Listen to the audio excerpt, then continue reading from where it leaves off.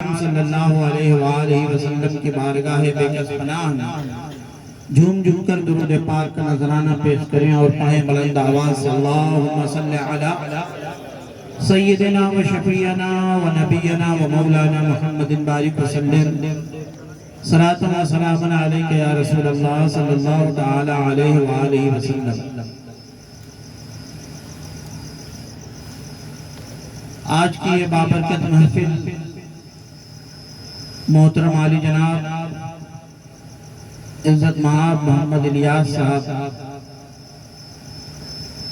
کے در دولت پر نکاح کی بابرکت محفل کے انعقاد سے پہلے منعقد کی گئی اور اس بابرکت محفل میں ہم اور آپ خوش نصیب ہیں جو شرکت کی سعادت حاصل کیے ہوئے ہیں۔ نہایت اطمینان و سکون اور سنجیدگی کے ساتھ میں تھوڑی دیر گفتگو کروں گا۔ آپ اپنے مجھ سے پیشتر تقریر، نعت، منقبت سب آپ نے سماعت کی۔ رات کا کافی حصہ گزر چکا ہے۔ آپ اطمینان و سکون کے ساتھ بیٹھیں اور جو باتیں ہوں اللہ کی بارگاہ میں دعا ہے کہ اس پر عمل کی توفیق عطا فرمائے۔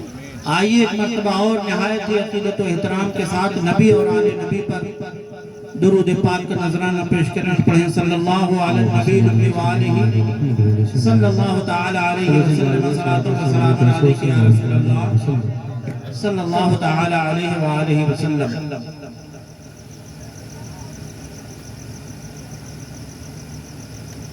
اللہ تبارک و تعالی کا بے پناہ فضل اور اس کا کرم اور اس کا احسان ہے کہ اس نے ہمیں اشرف المخلوقات بنایا۔ بہت سنجیدگی سے میں گفتگو کروں گا، بہت زیادہ دھوم دھڑاکے والی نہیں اور نہ شور شرابے، بس دو چار باتیں۔ آپ جو لوگ پیچھے بیٹھے ہیں آگے کرسی خالی آ جائیے، آگے آ جائیے، اطمینان و سکون کے ساتھ چند باتیں سمجھنے کی کوشش کریے۔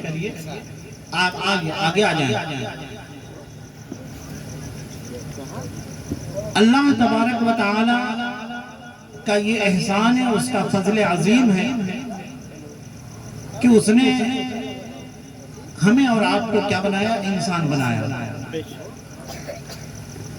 یہ اللہ کا بہت بڑا احسان ہے۔ اللہ تعالیٰ نے دنیا کے اندر بے شمار مخلوقات کو پیدا کیا۔ مخلوق کا مطلب ہوتا ہے پیدا کی ہوئی چیز۔ تو اللہ کی تمام پیدا کی ہوئی چیزیں ہیں۔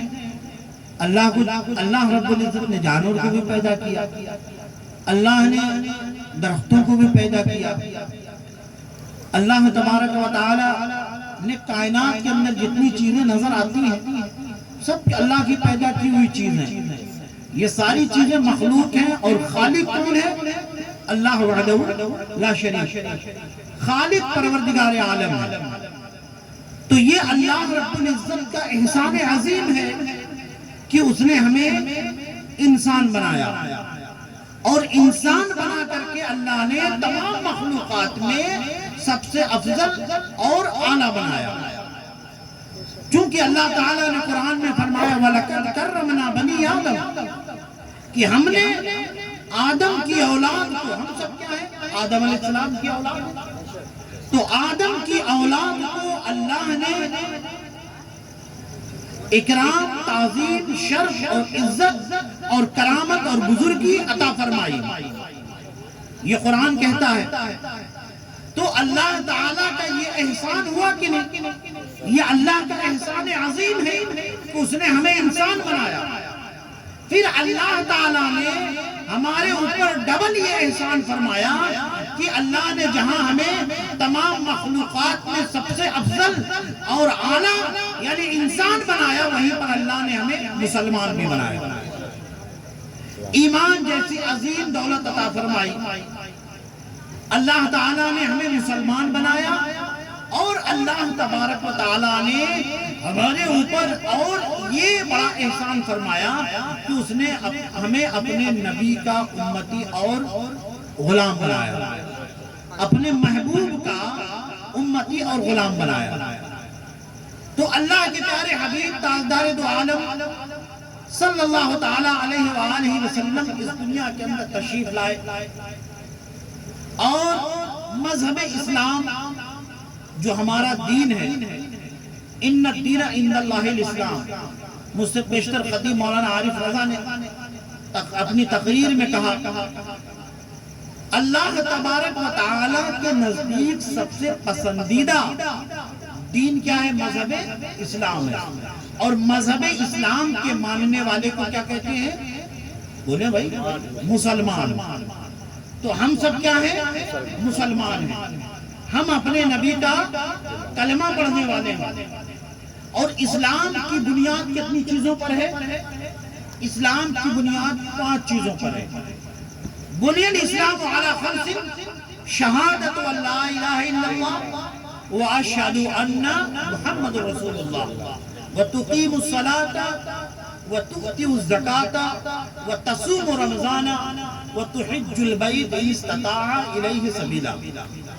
حدیث پاک میں یہی سمجھیے، اللہ کے پیارے حبیب تاجدار دو عالم صلی اللہ علیہ وآلہ وسلم نے ارشاد فرمایا، اسلام کی بنیاد 5 چیزوں پر ہے۔ کتنی چیزوں پر ہے بولیے؟ اسلام کی بنیاد 5 چیزوں پر ہے۔ پہلی چیز کیا ہے؟ شہادت ان لا الہ الا اللہ، یعنی اس بات کی گواہی دینا کہ اللہ تبارک و تعالیٰ کیا ہے؟ ایک ہے۔ ہمارا کیا عقیدہ ہے؟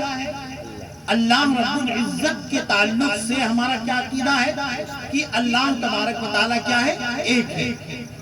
اللہ کی ذات اور اس کی صفات میں اگر کسی کو شریک ٹھہرائیں گے تو پھر وہ بندہ مسلمان نہیں بلکہ کیا ہوگا؟ مشرک ہوگا۔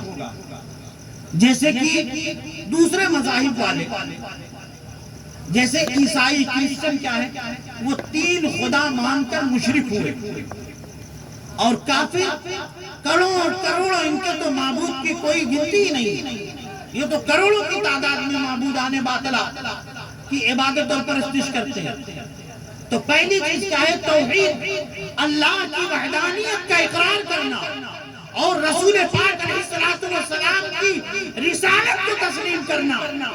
شہادت ان لا الہ الا اللہ واشہد ان محمد رسول اللہ، کہ میں گواہی دیتا ہوں کہ اللہ تبارک و تعالیٰ ایک ہے، اور میں اس بات کی گواہی دیتا ہوں کہ جناب محمد رسول اللہ یہ اللہ کے بندے اور اس کے رسول ہے۔ اللہ کے بندے اور اس کے رسول ہے۔ تو یہ پہلی چیز کیا ہے؟ توحید و رسالت۔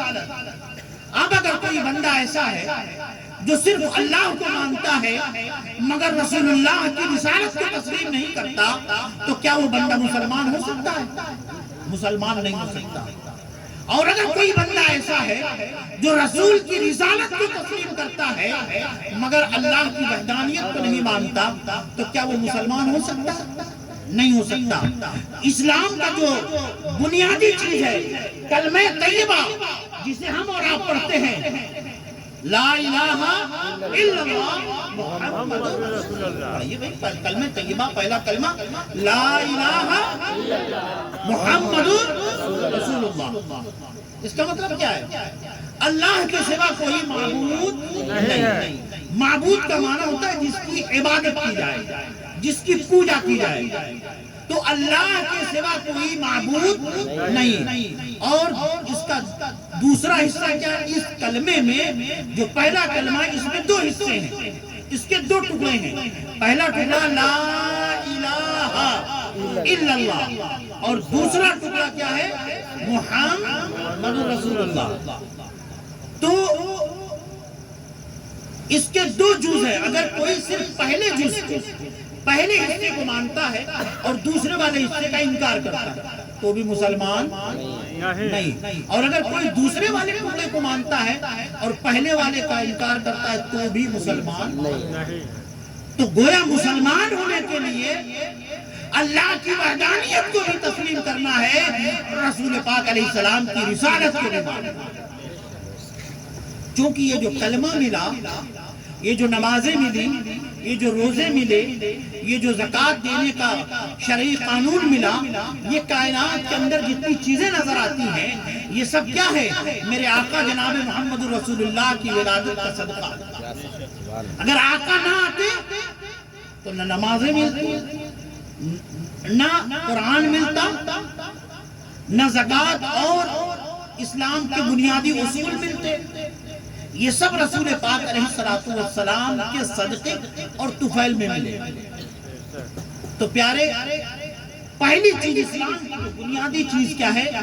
توحید و رسالت کا اقرار کرنا اور نماز قائم کرنا، اور رمضان شریف کا مقدس مہینہ آ رہا، رمضان شریف میں روزے رکھنا، اور اگر اللہ رب العزت نے آپ کو مالک نصاب بنایا ہے تو زکوٰۃ ادا کرنا، اور ان چیزوں سے فارغ ہے اور استطاعت ہے تو خانہ کعبہ کی زیارت کرنا، حج کرنا۔ یہ بنیادی چیزیں ہیں، ان میں سے اگر کسی بھی چیز کا کوئی بندہ انکار کرے گا تو وہ دائرہ اسلام سے خارج ہو جائے گا، وہ مسلمان نہیں ہوگا۔ میں نے قرآن کی آیت کریمہ تلاوت کی تھی، قُلْ إِن كُنتُمْ تُحِبُّونَ اللَّهَ فَاتَّبِعُونِي يُحْبِبْكُمُ اللَّهُ وَيَغْفِرْ لَكُمْ ذُنُوبَكُمْ وَاللَّهُ غَفُورٌ رَحِيمٌ، کہ اے محبوب تم فرما دو، قل، یہ فعل امر ہے کا صیغہ اللہ تعالیٰ اپنے حبیب سے کہتا ہے، اے محبوب تم اپنے زبان سے کہہ دو، قل ان کنتم تحبون اللہ، اے محبوب تم فرما دو کہ اگر تم اللہ سے محبت کرتے ہو، اگر تم اللہ سے محبت کرتے ہو، فاتبعونی، تو میری اتباع کرو، میری پیروی کرو۔ تو جب تم، کون مسلمان ہے جو یہ نہیں چاہتا کہ اللہ راضی ہو جائے، رسول اللہ راضی ہو جائے؟ ایک مسلمان کے لیے دنیا کے اندر سب سے بڑی کامیابی اور کامرانی یہی ہے کہ اللہ تبارک و تعالی اس بندے سے راضی ہو جائے اور اللہ کے پیارے حبیب اس سے راضی ہو جائے۔ قرآن میں اللہ فرماتا ہے اپنے محبوب سے، اے محبوب کہہ دو، قل ان کنتم تحبون اللہ فاتبعونی، اگر تم اللہ سے محبت کرتے ہو تو میری اتباع کرو، میری پیروی کرو، اللہ تمہیں اپنا محبوب بنا دے، وَيَغْفِرْ لَكُمْ ذُنُوبَكُمْ، اور اللہ تمہارے گناہوں کو بخش دے گا، اور اللہ بخشنے والا مہربان ہے۔ تو دیکھیے آج کی یہ جو محفل سجائی گئی، نکاح کی بابرکت محفل کی تقریب ہونے والی ہے، اس سے پہلے یہ محفل سجائی گئی۔ ہم سنیوں کا یہ عقیدہ ہے، ہم کوئی بھی نیک کام کرتے ہیں، کوئی بھی اچھا کام کرتے ہیں تو اس سے پہلے آقا کی محفل کو سجاتے ہیں، اللہ اور اس کے رسول کا ذکر کرتے ہیں۔ جب اللہ کا ذکر کیا جاتا ہے اور رسول پاک علیہ السلام کا ذکر کیا جاتا ہے، اور اللہ اور اس کے رسول کے ذکر سے کسی کام کا آغاز ہوتا ہے، کسی کام کی ابتدا ہوتی ہے، تو وہ کام مکمل ہو جاتا ہے، پھر وہ کام ادھورا نہیں رہتا۔ ابو داؤد شریف کی ایک حدیث ہے، اللہ کے پیارے حبیب صلی اللہ علیہ وآلہ وسلم ارشاد فرماتے ہیں، کل عمر ذی بال لم یبدا بسم اللہ فہو عقدہ۔ اللہ کے حبیب فرماتے ہیں کہ ہر وہ کام، اچھا کام، بہترین کام، عمدہ کام جو بسم اللہ سے شروع نہ کیا جائے، جو اللہ اور اس کے رسول کے ذکر سے شروع نہ کیا جائے، تو حدیث پاک کے اندر فہو عقدہ اور فہو اجزم، دو لفظ ہیں کہ وہ ادھورا ہوتا ہے، وہ انکمپلیٹ ہوتا ہے، وہ مکمل نہیں ہوتا۔ لیکن جس کام کو اللہ اور اس کے رسول کے ذکر سے شروع کیا جائے، بسم اللہ سے شروع کیا جائے، اللہ کا نام لے کر کے شروع کیا جائے، رسول پاک علیہ السلام کی محفل کو سجا کر کے شروع کیا جائے، یقیناً اللہ کے رسول کی حدیث کے مطابق وہ کام ادھورا نہیں ہوتا، بلکہ وہ کام مکمل ہو جائے گا۔ سبحان اللہ، نعرہ تکبیر، اللہ اکبر، نعرہ رسالت، یا رسول اللہ، نعرہ رسالت، مسلک اعلی حضرت، نعرہ تکبیر، نعرہ رسالت۔ اب آئیے سیدھے موضوع پر آئیے۔ آج کی یہ جو محفل، نکاح کرنا کیا ہے؟ نکاح کرنا کیا ہے؟ بولیے بھائی۔ سنت ہے۔ سنت، نکاح کرنا سنت، سنت ہے۔ آقا علیہ السلام نے نکاح فرمایا، آقا کے صحابہ نے نکاح فرمایا، اور یہ سلسلہ یہاں سے نہیں ہے، آدم علیہ السلام سے نسل انسانی کا یہ جو سلسلہ شروع ہوا، انبیاء کرام نے نکاح کیا۔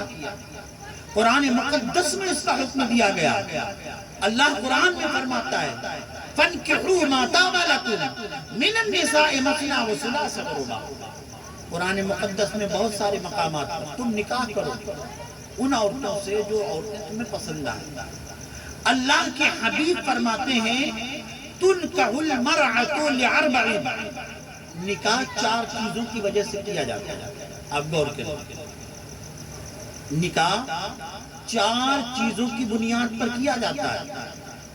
تُنْكَحُ الْمَرْأَةُ، حدیث کے الفاظ ہیں تُنْكَحُ الْمَرْأَةُ لِعَرْبَعٍ، لِمَالِهَا، لِحَسَبِهَا، لِجَمَالِهَا، وَلِدِينِهَا، فَأَظْفَرْ بِذَاتِ الدِّينِ وَتَرْبَتْ يَدَاكَ۔ حدیث کے الفاظ ہیں، اللہ کے نبی نے فرمایا کہ نکاح 4 چیزوں کی بنیاد پر کیا جاتا ہے۔ لِمَالِهَا، مال کی بنیاد پر۔ آدمی نکاح کرتا ہے کسی عورت سے، کسی لڑکی سے نکاح کرتا ہے، دیکھتا ہے کہ اس کے پاس مال ہے، اس کے پاس دولت ہے، اس کے پاس جائیداد ہے، ہم اس عورت سے نکاح کریں گے، اس لڑکی سے نکاح کریں گے تو بہت ساری دولت مل جائے گی، بہت سارے مال کے مالک ہو جائیں گے۔ وَلِجَمَالِهَا، اور اگر مال کی بنیاد پر آپ نکاح نہیں کرتے تو پھر خوبصورتی کی بنیاد پر نکاح کیا جاتا ہے۔ نکاح اور لڑکی سے اس بنیاد پر کر رہا ہے لِجَمَالِهَا، کہ وہ خوبصورت ہے، وہ حسین و جمیل ہے، تو اس کے حسن و جمال کی بنیاد پر نکاح ہوتا ہے۔ وَلِحَسَبِهَا، یا اس کے خاندانی شرافت کی بنیاد پر، اس کا خاندان بہت بڑا ہے، اس کا خاندان بہت عالی ہے، نسب عالی ہے، اس کی خاندان میں نکاح کریں گے تو ہماری عزت بڑھ جائے گی۔ اور چوتھی چیز آقا نے فرمایا وَلِدِينِهَا، تو لِمَالِهَا، مال کی بنیاد پر، لِجَمَالِهَا، حسن و خوبصورتی کی بنیاد پر، وَلِحَسَبِهَا، حسب و نسب کی بنیاد پر، وَلِدِينِهَا، دین کی بنیاد پر۔ اب آقا علیہ السلام نے ارشاد فرمایا فَأَظْفَرَ، تو جس نے نکاح دین کی بنیاد پر کیا، تقوی کی بنیاد پر کیا، تو یقیناً وہ شخص کیا ہوا؟ کامیاب ہوا۔ وہ شخص کیا ہوا؟ کامیاب ہوا۔ اور فَأَظْفَرَ بِذَاتِ الدِّينِ، تو جس نے دین کی بنیاد پر، تقوی کی بنیاد پر، اخلاق کی بنیاد پر نکاح کیا تو وہ بندہ کامیاب ہے۔ اور جس نے مال کی بنیاد پر، حسب و نسب کی بنیاد پر جس نے نکاح کیا تو آقا علیہ السلام فرماتے ہیں تربت یداکا، اس کے ہاتھ جو ہے خاک آلود ہے، اس کے ہاتھ خاک آلود ہے۔ اب آج معاشرے کا جائزہ لیجیے، آج دیکھیے معاشرے میں انسان کس بنیاد پر، عام طور سے لوگ نکاح جو ہے مال کی بنیاد پر کرتے ہیں، عمومی طور پر۔ اور یہ یاد رکھیں کہ مال کی بنیاد پر، حسب و نسب کی بنیاد پر جو نکاح ہوتا ہے اس نکاح میں کامیابی نہیں ملتی۔ اللہ کی پیارے حبیب تاجدار دو عالم صلی اللہ علیہ وسلم کی بارگاہ میں ایک صحابی رسول ہے حضرت جلیل انصاری رضی اللہ تعالیٰ عنہ۔ یہ صحابی رسول نہایت غریب صحابی تھے، ان کے پاس نہ مال تھی، نہ ان کے پاس مال تھا، نہ دولت تھی، ان کے پاس خوبصورتی بھی نہیں تھی، اور ان کے پاس حسب و نسب بھی نہیں تھا، فقیر غریب محتاج تھے، لیکن رسول پاک علیہ السلام کے دیوانے تھے، رسول اللہ کی خدمت میں رہتے تھے، ہمہ وقت رسول پاک علیہ السلام کی بارگاہ میں رہتے تھے۔ ایک دن رسول اعظم علیہ السلام نے فرمایا حضرت جلیب انصاری سے فرمایا کہ تم شادی کر دو، تم نکاح کر دو۔ میرے آقا نے فرمایا تم نکاح کر دو۔ تو انہوں نے کہا کہ یا رسول اللہ میرے پاس تو مال بھی نہیں ہے، میرے پاس دولت نہیں ہے، میرے پاس حسن و جمال بھی نہیں ہے، میرے پاس حسب و نسب بھی نہیں ہے، کون اپنی لڑکی میرے ساتھ، کون اپنی لڑکی مجھے دے گا؟ رسول پاک علیہ السلام نے پھر فرمایا کہ اے جلیل تم نکاح کر دو۔ پھر انہوں نے یہی بات کہ یا رسول اللہ کون اپنی بیٹی مجھے دے گا؟ میرے پاس تو کچھ نہیں۔ پھر آقا علیہ السلام نے پھر 3 مرتبہ ارشاد فرمایا تو انہوں نے یہی بات عرض کی۔ آقا کریم علیہ السلام کا اخلاق دیکھیے، اخلاق کریمانہ دیکھیے، رسول پاک علیہ السلام کا اخلاق کتنا بلند ہے، اور آپ نے اپنے امتیوں کو کیا تعلیم دی ہے۔ رسول پاک علیہ السلام کی بارگاہ میں رہنے والے صحابہ کرام کو اللہ کے حبیب نے کیا تعلیم دی۔ آقا علیہ السلام نے فرمایا کہ اے جلیل مدینہ کی فلاں گلی میں چلے جاؤ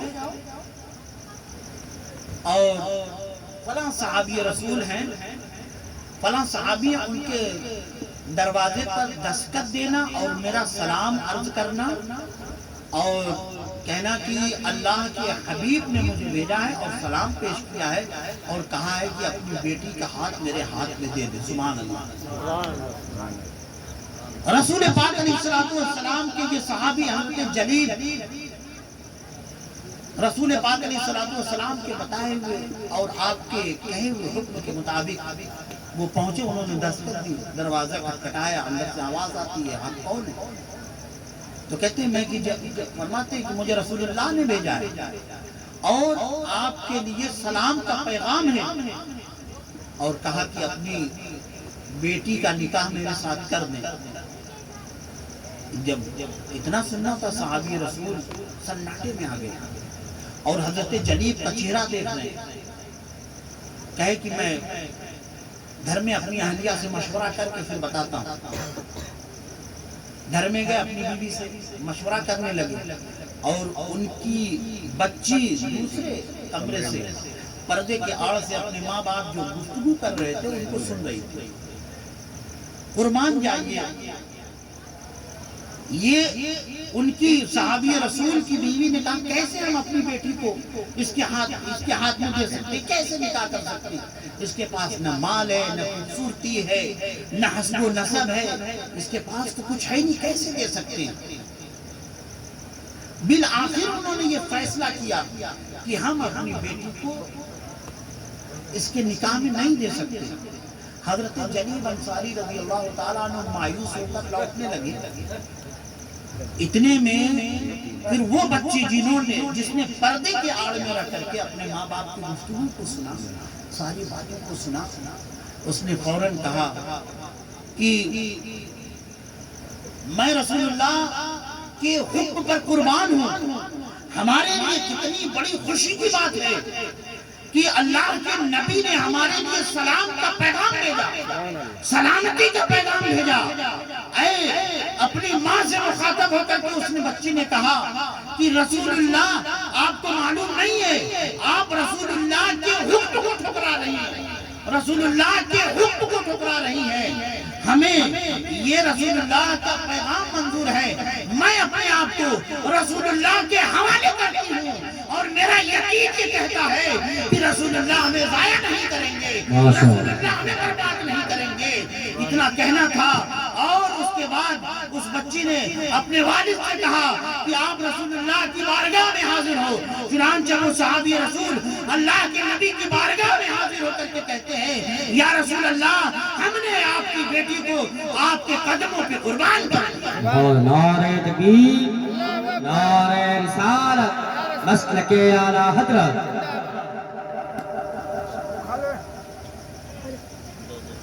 پیارے بزرگوں اور دوستوں، لیکن آج کہ اس پرفتن دور میں شادی کے اندر طرح طرح کی خرافات اور رسم و رواج میں جنم لے لیا۔